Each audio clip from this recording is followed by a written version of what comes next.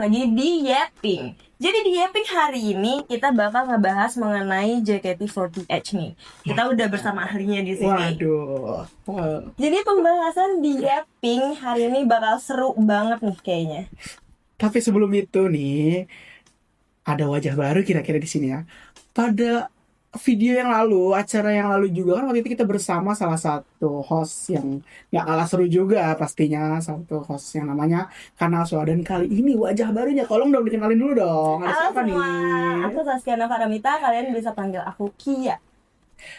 Halo Kak Kia, halo, Halo, Kak selamat Gaby. datang. Halo kalian bikin. Oke, kita balik ke topik. Jadi tuh hari ini kebetulan akan membahas soal JKT48 gitu Betul. ya. Yang pertama nih Kak, aku mau nanya nih. Pertama, sebelum kita balik ke topik yang lebih seru nih, kita sebelum membuka topik yang lebih seru, aku mau nanya nih sama Kak Gebin. JKT48 itu apa sih? Siapa tahu nih, gengsi di luar sana masih ada yang belum tahu JKT itu apa sih ya? JKT48 itu apa sih? Siapa tahu nih, sobat gengsi di luar sana masih ada yang belum tahu JKT48 itu apa sih? Band apa sih nih? JKT48 itu bukan termasuk band sih, itu masuknya ke idol. Oh, jadi Idol bukan group dia, girl band gitu bukan ya? girl band tapi idol group. Oh, oke. Yang aku baca-baca dan aku baca-baca sebagai, aku juga bisa dibilang sebagai fans, bisa sebagai jurnalis juga, dan teman-temanku dan semuanya tuh menilai kalau JKT48 itu adalah sebuah idol group gitu, bukan girl group tapi idol group. Oh, dia tuh dari Jepang kan ya Kak? Kalau nggak salah, asalnya dari Jepang kan ya dia? Betul, sister groupnya itu ada di Jepang, AKB48. Oh, AKB.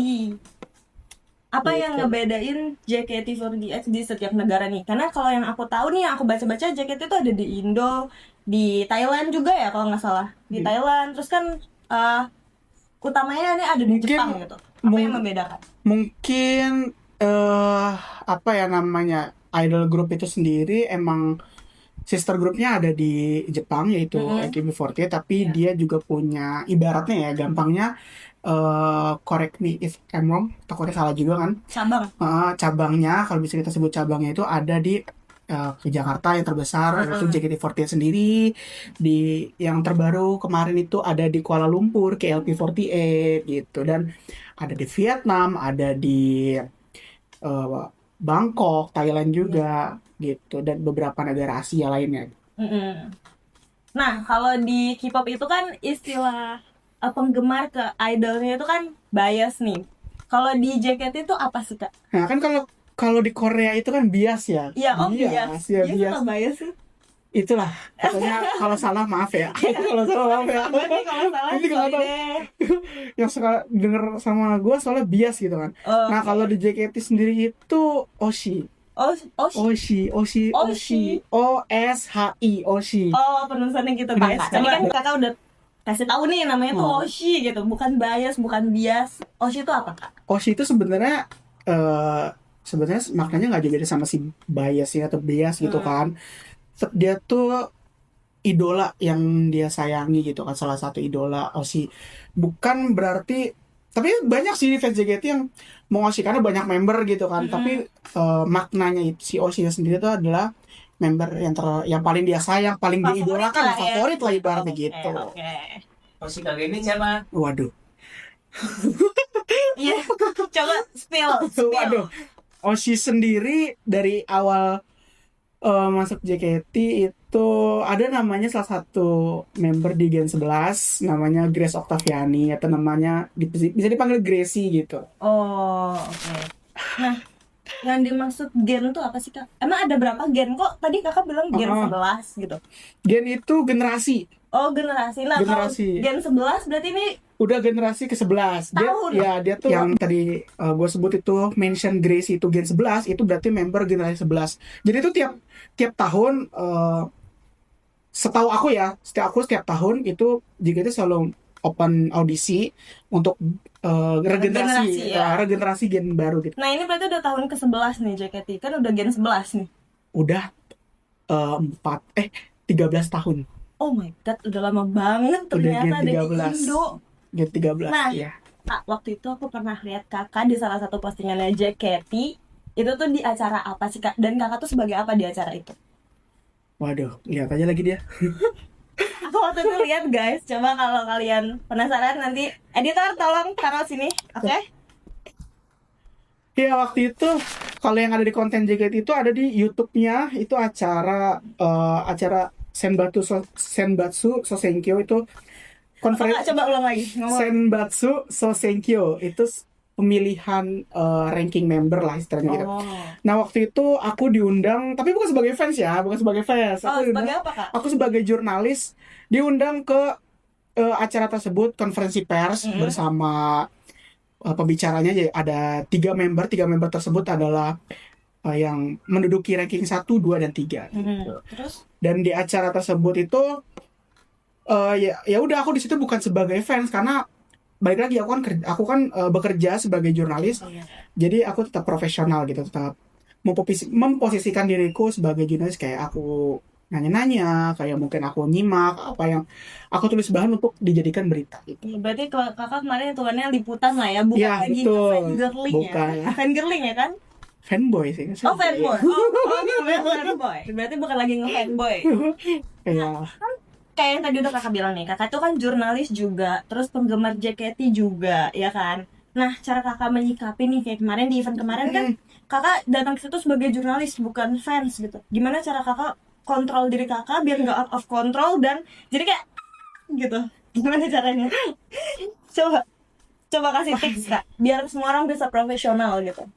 Yang pertama ya, ini kita ngomongin profesional dulu ya. Gimana caranya? Kalau profesional itu balik lagi ke diri kita, kayak gimana diri kita bisa memposisikan itu. Nah, ketika lagi wawancara atau mungkin tanya jawab bersama para member, yang member di situ bisa dibilang sebagai pembicara. Nah, jadi kita bisa menanyakan, bisa ada sesi tanya jawab segala macam. Itu kita harus ya tampak biasa aja, karena di situ kita kerja. Ya. Kita kerja dan kita di situ butuh namanya bahan untuk diberitakan gitu ke publik gitu. Jadi Nah, tapi ada satu momen boleh cerita. Coba. Ya.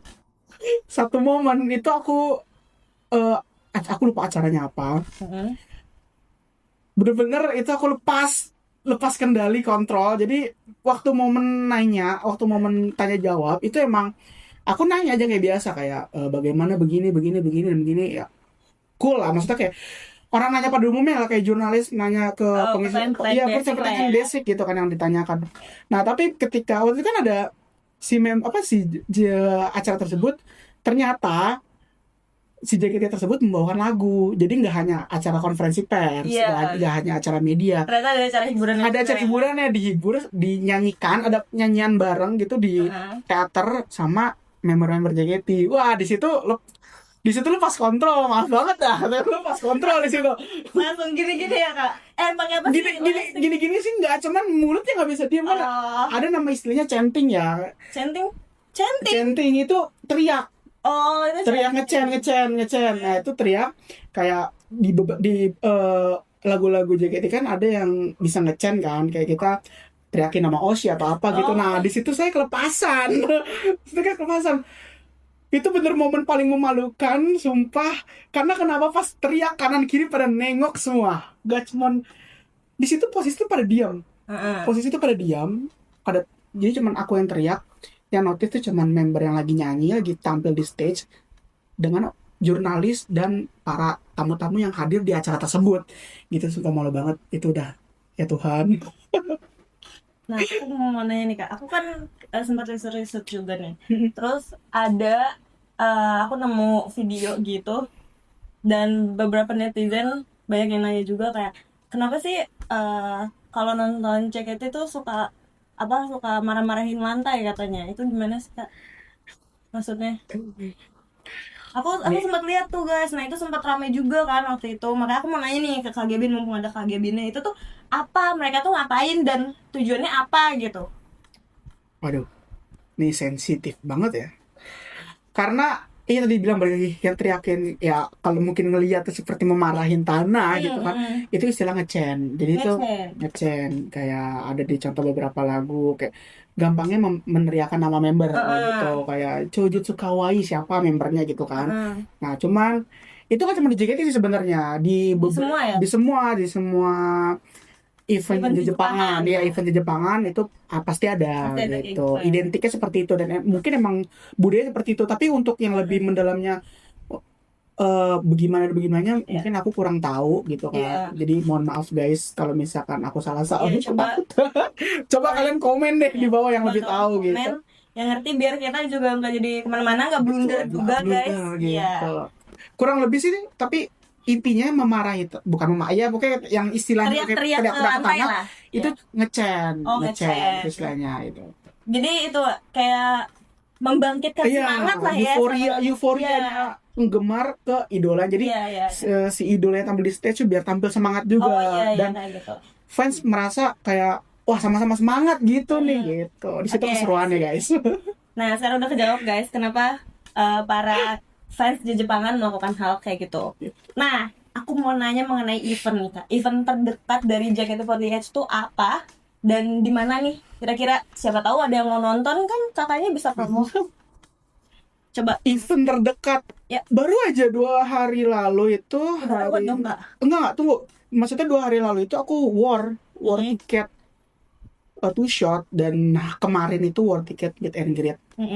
Nah, eventnya itu di tanggal 23 Mei besok. 23 Mei eventnya. Ya, Nah, di ICE BSD. untuk pembelian tiketnya berarti udah lewat ya Kak? Udah nggak bisa. Udah, itu untuk yang ofisial. Jadi tuh Heeh. official itu ibaratnya kayak fast track lah, gampangnya fast track. Jadi member-member yang official kayak fans-fans yang udah member official itu punya benefit. Jadi dia punya waktu war yang lebih dulu ketimbang yang general gitu. Untuk yang general hari ini, hari Jumat dan hari Sabtu kalau nggak salah ya. Berarti tanggal 3 April.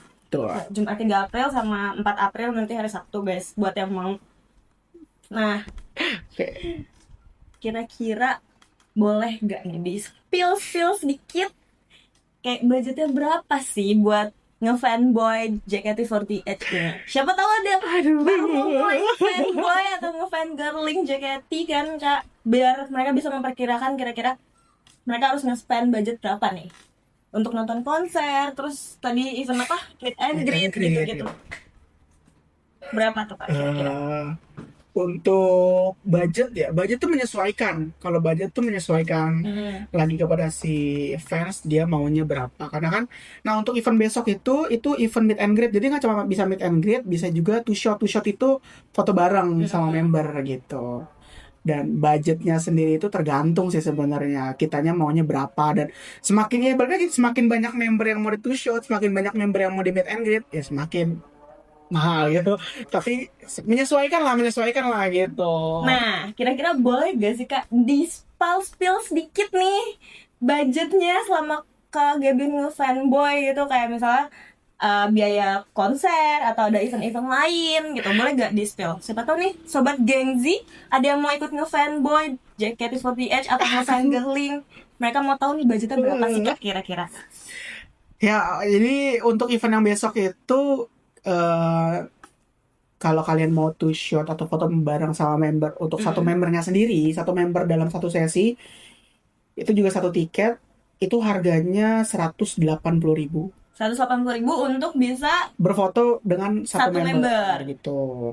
Nah, kalau untuk meet and greet sendiri itu dikenakan biaya 50.000 untuk satu tiket, dan satu tiketnya sendiri itu ada waktunya. Waktunya itu 10 detik. 10 detik guys, 50.000. Oh my god. 10 detik gitu. Nah, terus kayak yang tadi Kak Gebin bilang nih, sorry ini masih jadi pertanyaan di otak aku. Tadi kan Kak Gebin bilang satu member di meet and greet itu 180.000. Foto. Oh, satu foto Iya, ya, foto. sorry. Nah, kalau misalnya ada 3 member gitu di event itu, berarti kita harus bayar 3 atau untuk satu yang kita mau foto aja? Tiga member. Tiga-tiganya, Tiga-tiganya, meskipun iya. kita cuma penggemar salah satu aja. Iya. Itu Oh kan my berarti kan God, kita berarti guys. ketiga member 3 tiket gitu. Oh, berarti oh my god. Oh my god. Segitu dah. Oh ya, siapin money kalian yang banyak guys. Tuh. Semangat deh untuk Semangat para deh. fanboy yang mau memulai. Semangat deh. Nah, jadi pembahasan kita hari ini seru banget nih guys. Kurang lebih kayak tadi membahas JKT48 yang ternyata banyak hal-hal yang kita baru tahu nih, kayak tadi marah-marahin lantai kan, kita mikirnya apa, ternyata ada penjelasannya, clarified dari Kak Gebinnya gitu. Terus spill budget juga, kalian baru tahu kan, ternyata lumayan juga. Oh my god. Nah, Kak Kevin udah habis berapa sih selama ngefans JKT? Kalau boleh di-spill. Waduh, jawab nggak ya? Aduh, Budgetin aja budgetnya nih, digitnya berapa? aduh. Belasan kah, puluhan, atau mungkin ratusan kan, kita nggak tahu. Oh my god, kalau sampai ratusan Oke, sih kayak kalau sih kayak bukan nggak mungkin ya, tapi aduh, lebih ke lupa ya. iya sih yang digit lah ya, digit Oh, ya. iya, digit boleh. Dua ada sih, dua.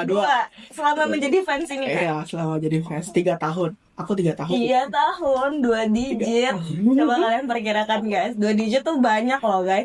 Memang di atas 11 tapi bisa di bawah 100 juga. Waduh, Oh my God. dimensinya di situ lagi. 49 juta itu masih di bawah 100 kan, masih Aduh, 2 digit. iya, bener. Oh my god. Bener banget. Oh my god. Pusing sekali. Nah, jadi gitu guys pembahasan hari ini. Seseru itu pembahasan JKT48 hari ini bersama Kak Gebin. Dan banyak hal-hal yang kita baru tahu juga nih. Kayak tadi tentang apa? Chanting, itu Chanting ya.